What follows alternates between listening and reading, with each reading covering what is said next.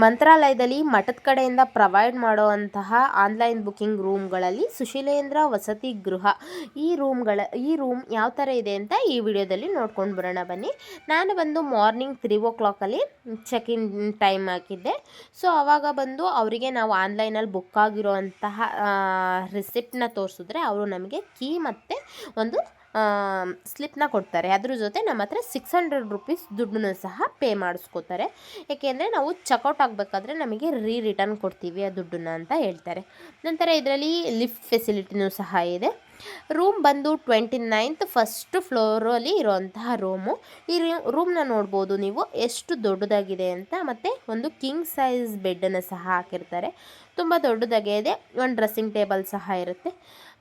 ಒಂದು ಮಿನಿಮಮ್ ಅಂದರೆ ಒಂದು 3 ಮೆಂಬರ್ಸ್ ಆರಾಮ್ಸೆ ನಾವು ಮಲ್ಕೋಬೋದು ಬೆಡ್ ಮೇಲೆ. ನಂತರ ಇಲ್ಲಿ ವಾಶ್ರೂಮ್ನ ನೋಡಿದ್ರೆ ಒಂದು ಕಮೋಡು, ಸ್ನಾನ ಮಾಡಲಿಕ್ಕೆ ಬಿಸಿನೀರು 24/7 ಬಿಸಿನೀರು ಬರ್ತಾಯಿದೆ. ಯಾವಾಗನಾದ್ರೂ ನಾವು ಬಿಸಿನೀರನ್ನ ಯೂಸ್ ಮಾಡ್ಕೋಬೋದು.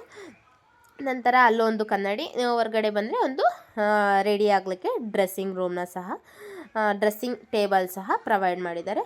ಇದು ಲಿಫ್ಟ್ ವ್ಯವಸ್ಥೆನೂ ಸಹ ಇದೆ. ನೀವು ನೋಡ್ತಾ ಇರ್ಬೋದು ಅದು ಬಾಲ್ಕನಿ. ನಾವು ಬೇಜಾರಾದರೆ ಬೇಕಾದರೆ ಬಾಲ್ಕನಿಲೂ ಸಹ ಇರ್ಬೋದು. ಇದು ಒಂದು ಟೆಂಪಲ್ಗೆ ಒಂದು 600 ಮೀಟರ್ ಆಗುತ್ತೆ. ಇನ್ನು ಒಂದು 5 to 6 ಮಿನಿಟ್ ವಾಕ್ ಅಂತಲೇ ಅನ್ಕೋಬೋದು. ಅಲ್ಲಿಂದ ಹೋದರೆ ನಾವು ಭೋಜನ ಶಾಲೆಯಿಂದ ನಾವು ಡೈರೆಕ್ಟ್ ದೇವಸ್ಥಾನ ಕಡೆ ಈ ಥರ ಎಂಟ್ರಿ ಕೊಡ್ಬೋದು. ನಾವು ಆರ್ಚ್ ಕಡೆಯಿಂದ ಹೋಗ್ತೀವಿ ಅಂದರೆ ಒಂದು ಸ್ವಲ್ಪ ದೂರ ಆಗುತ್ತೆ. 23 hours ಚೆಕ್ಔಟ್ ಟೈಮ್ ಇರುತ್ತೆ. ಇದ್ರ ಕಾಸ್ಟ್ ಬಂದು 600 ರೂಪೀಸ್. ಆನ್ಲೈನಲ್ಲಿ ನಾವು ಬುಕ್ ಮಾಡ್ಕೋಬೋದು.